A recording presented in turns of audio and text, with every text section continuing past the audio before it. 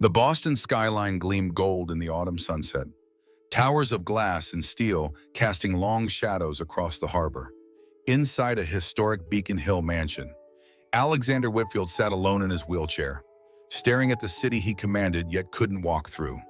CEO of Whitfield Health Technologies, pioneer of medical software used in hospitals nationwide, yet unable to heal his own broken body. The Paralympic gold medals for alpine skiing gathered dust on shelves, painful reminders of who he once was before the chairlift accident 5 years ago. The mansion's silence pressed against him like a physical weight. 5,000 square feet of emptiness, filled with artwork worth millions but devoid of laughter or warmth. Even the housekeeper and cook had gone home for the evening, leaving Alexander with only the mechanical hum of his custom wheelchair and the clink of ice in his whiskey glass for company. Outside, Boston continued its evening rhythm, lights flickering on in office buildings, commuters rushing to catch trains, life moving forward while Alexander remained frozen in his gilded cage. Alexander's fingers traced the rim of the empty whiskey glass as he reviewed applications for a new house manager. The previous 5 hadn't lasted. They saw only his wealth or his disability, treating him either with uncomfortable reverence or clinical detachment.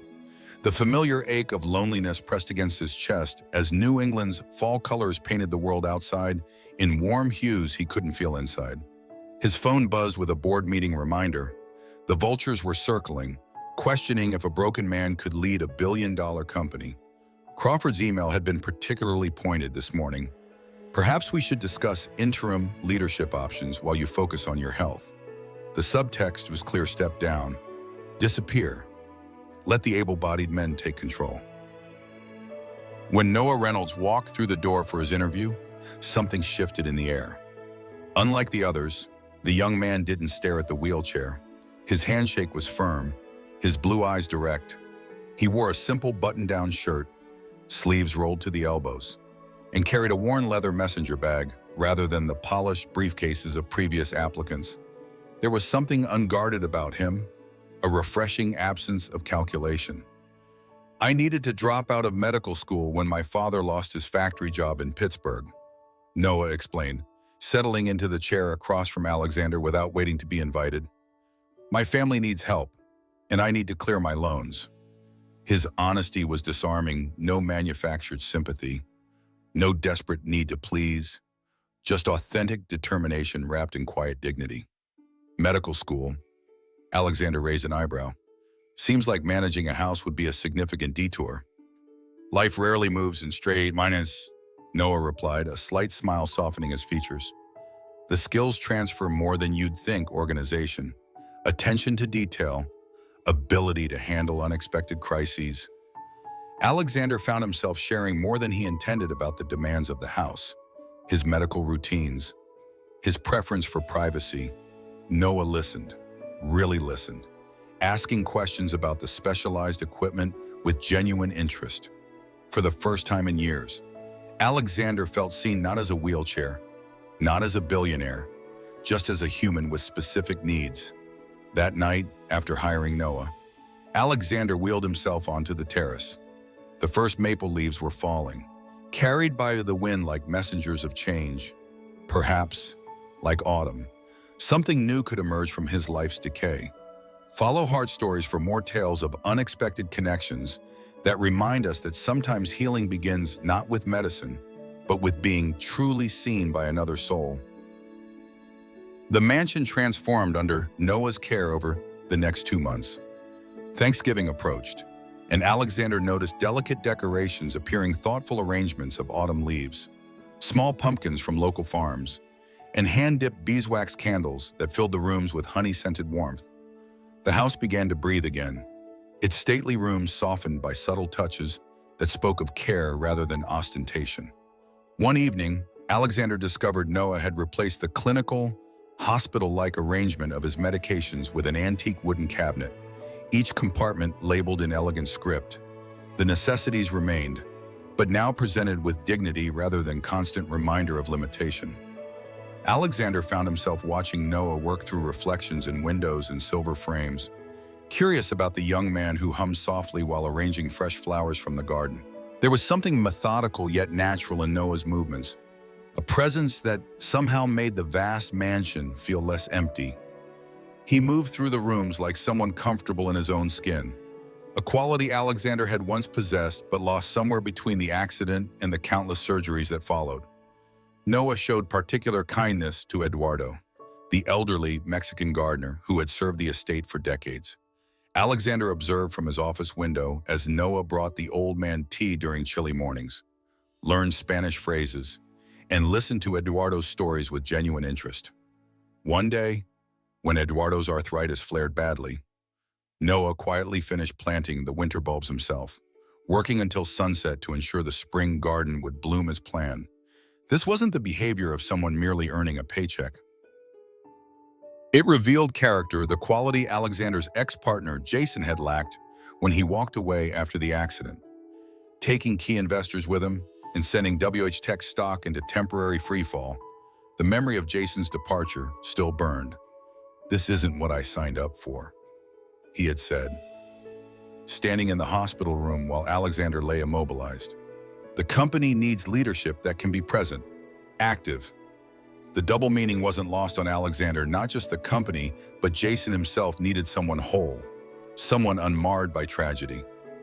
6 months later, Jason had emerged as CTO at their biggest competitor, taking 3 lead developers and their proprietary algorithms with him.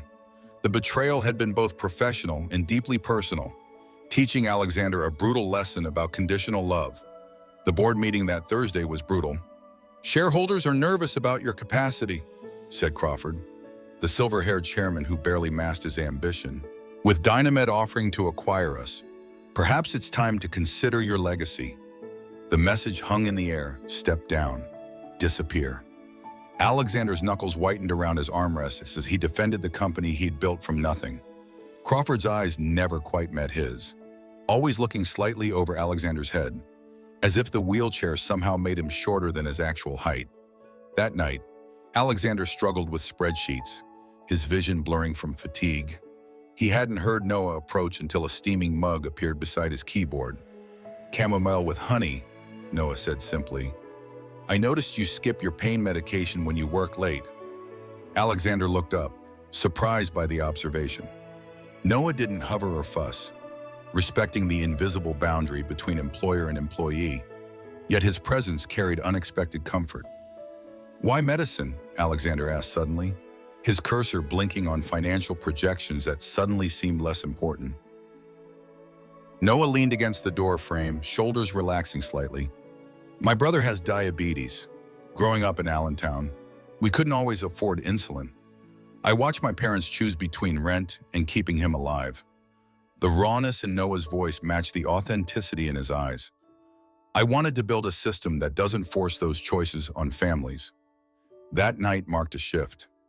They talked until dawn about healthcare inequities, technological solutions, dreams deferred. Noah shared his experience coming out at 17. The rejection from his Baptist father, the small-town whispers that eventually drove him to Boston. Alexander found himself revealing the loneliness of his gilded cage.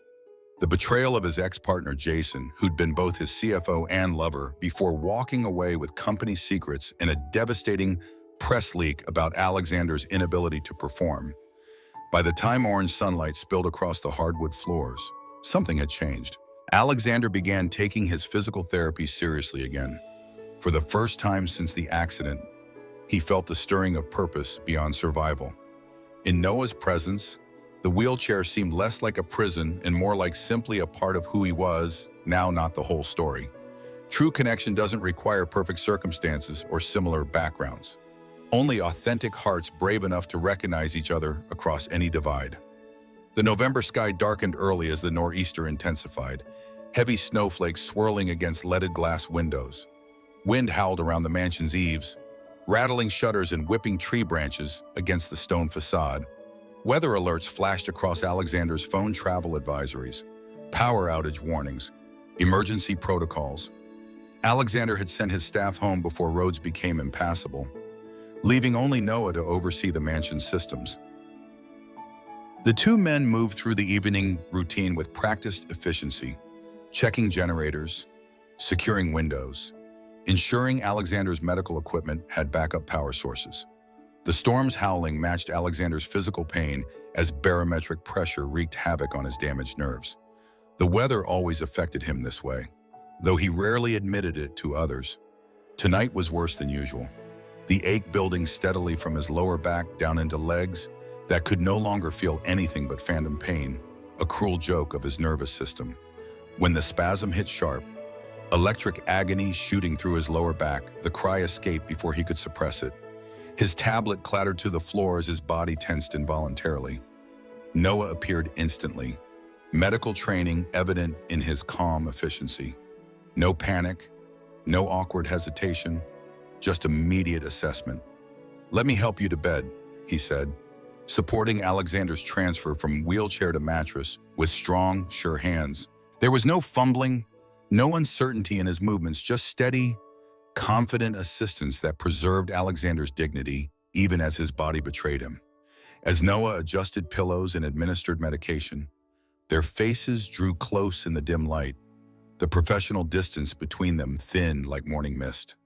Alexander's breath caught as Noah's fingers lingered on his shoulder, warmth seeping through the cotton shirt. "Why do you care so much?" Alexander whispered. Vulnerability exposed like an open nerve. Noah knelt beside the bed, his eyes reflecting the storm's lightning. "Because everyone deserves dignity, especially in pain." The simplicity of his answer broke something in Alexander, a dam holding back years of isolation. His voice cracked. "I need love. Don't move." He reached for Noah's hand, not with desire, but with desperate human connection. Noah didn't pull away.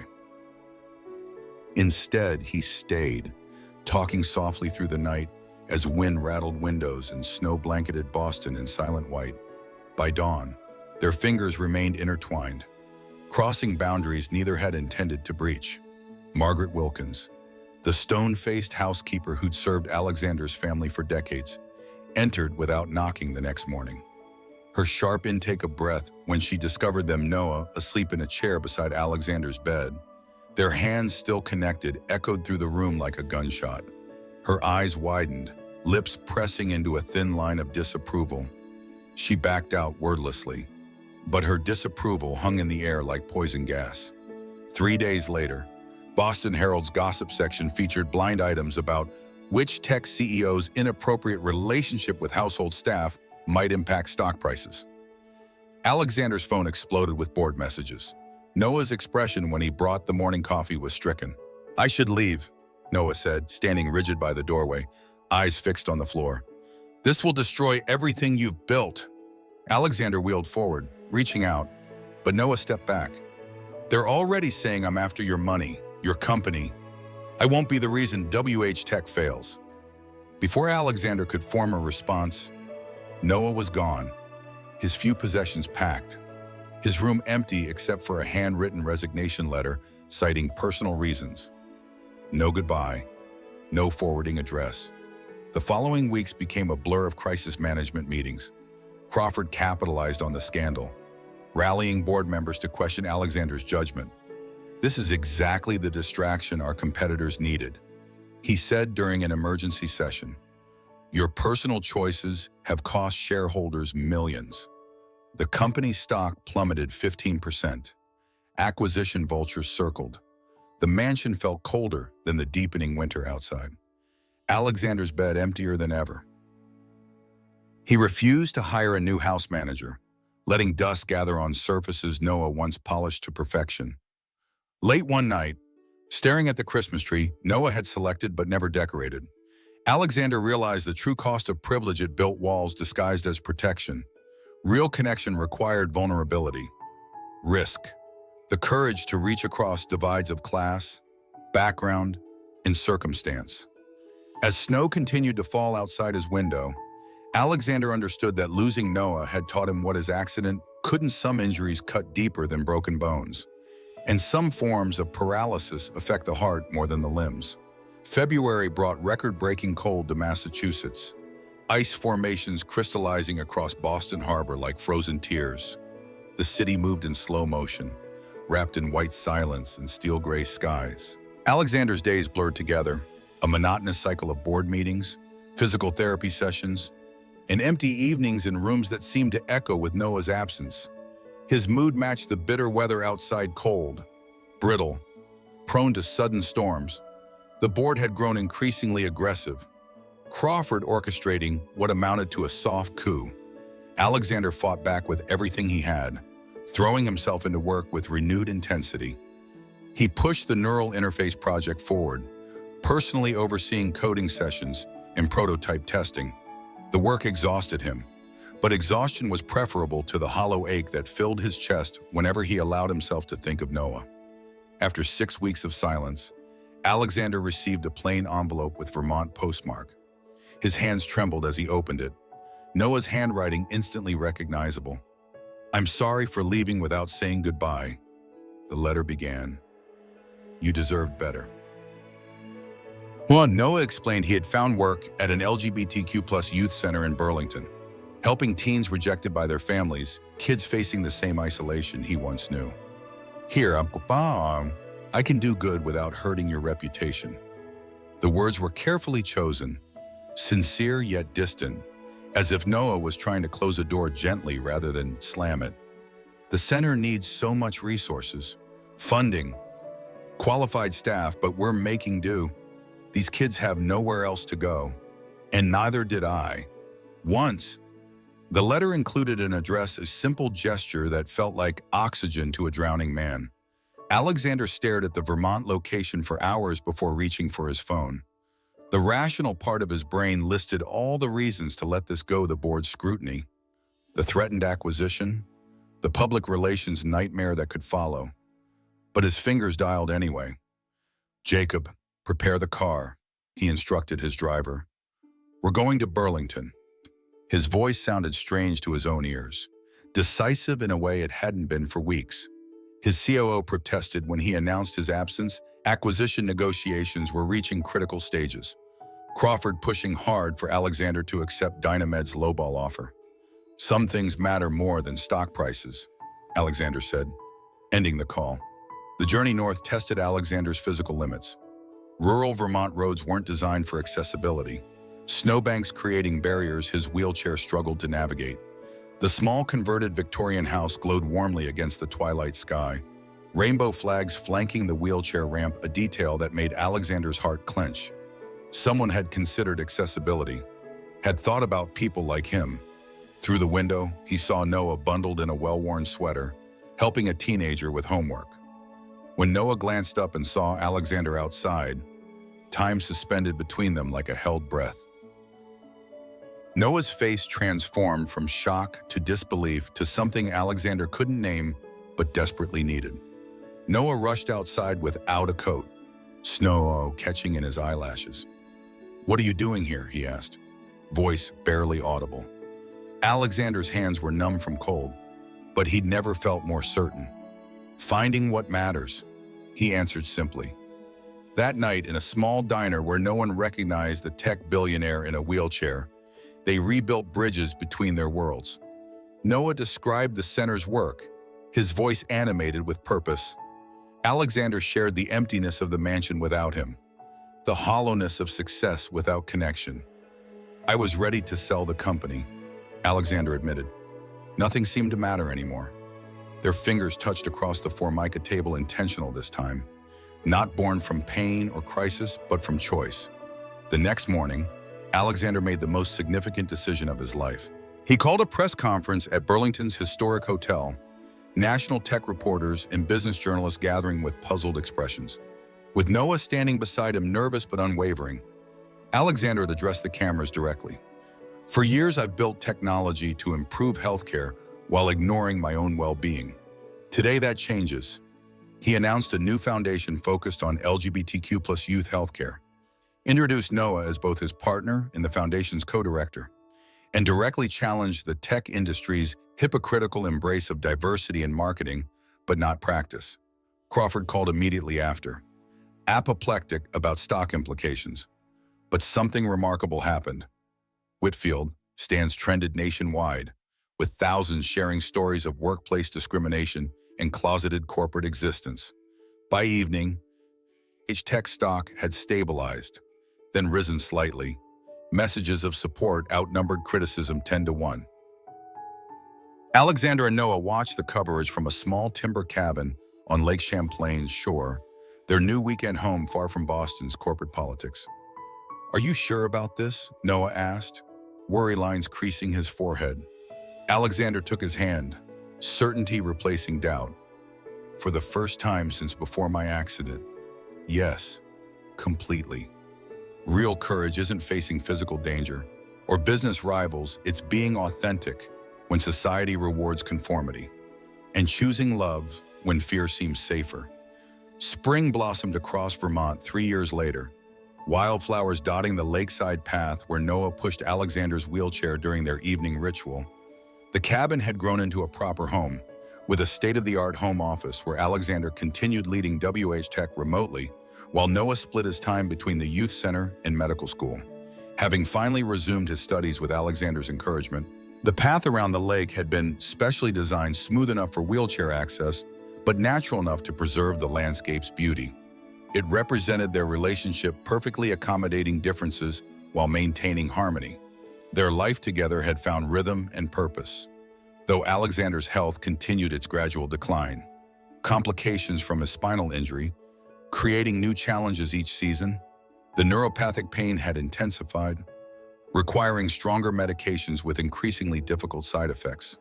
Some mornings, Alexander could barely focus through the brain fog, yet he refused to step away from either the company or the foundation. Noah had become expert at reading Alexander's body language, knowing when to offer help and when to step back. Noah noticed the increasing fatigue, the way Alexander's hands sometimes trembled too much to type. The night's pain medication no longer touched. He'd applied his medical knowledge to research experimental treatments, adaptive technologies, anything that might help. Alexander watched Noah poring over medical journals late at night, his dedication unwavering despite the inevitable trajectory they both understood but rarely discussed. "You would have been a brilliant doctor even without more school," Alexander observed one evening as Noah adjusted his specialized mattress. The Whitfield Foundation had grown into a powerful advocate for healthcare equality, with specialized programs for LGBTQ+ youth and disabled communities. Alexander had leveraged his tech connections to push for legislation protecting employees from discrimination. Testifying before Congress, despite his weakening condition, the Whitfield Act was gaining bipartisan support, promising employment protections that would outlast both of them a legacy beyond software or stock prices. Crawford and his allies had been ousted from the board in a shareholder vote that still made Noah smile whenever he thought about it.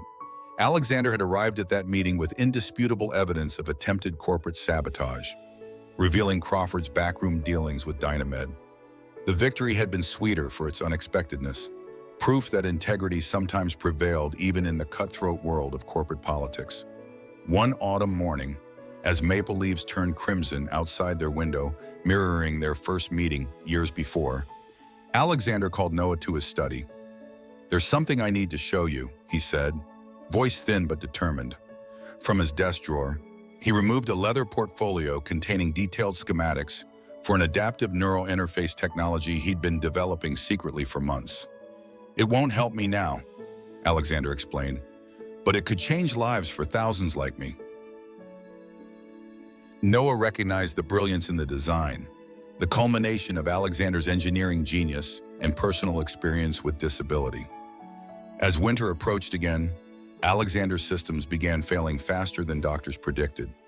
Noah delayed medical school classes to remain constantly at his side, their roles now fully reversed: Noah the caretaker, Alexander the patient. During one clear, cold night, snow falling gently outside their bedroom window, Alexander grasped Noah's hand with surprising strength. "Promise me you'll finish becoming Reynolds," he whispered, "and promise you'll remember that you saved me long before I needed saving like this." The moonlight silvered his face, highlighting cheekbones now sharp with illness, but eyes still vibrant with the intelligence and determination that had changed Noah's life. Alexander Whitfield passed peacefully 3 days later, Noah holding his hand until the final moment. The tech world mourned publicly, flags at half-mast at Silicon Valley campuses. Tributes from industry leaders, But Noah grieved privately, carrying both immeasurable loss and the blueprint for Alexander's final innovation. 6 months later, the Alexander Whitfield Medical Center opened its doors in Burlington, offering specialized care for LGBTQ youth and developing the neural interface technology Alexander had envisioned. 2 years after that, Dr. Noah Reynolds stood addressing the first graduating class of Whitfield Foundation medical scholar students from marginalized backgrounds receiving full medical school scholarships. Alexander taught me that healing happens in many forms, he told the graduates. Sometimes through medicine, sometimes through technology, but always through seeing each person's full humanity first. The Whitfield Act had passed, changing workplace protections nationwide, while the neural interface trials were showing remarkable promise for patients with spinal injuries. Has someone seen your full humanity when others only saw your surface? Have you recognized the healing potential of authentic connection across differences? Share your story in the comments and subscribe to Heart Stories for more journeys of transformation and love that changes not just hearts but entire communities. Sometimes the most powerful revolution begins with simply being seen for who you truly are. He hired a male nurse to manage his mansion, but didn't know the gay stranger would teach him how to walk again, tells the powerful story of Alexander Whitfield, a paralyzed billionaire living in isolation, whose life changes when he hires Noah Reynolds, a kind, openly gay former medical student. What begins as a professional arrangement turns into a journey of healing, love, and redemption. Amid scandal, betrayal, and corporate greed, Alexander learns that true recovery isn't physical, it's learning to love and be seen again.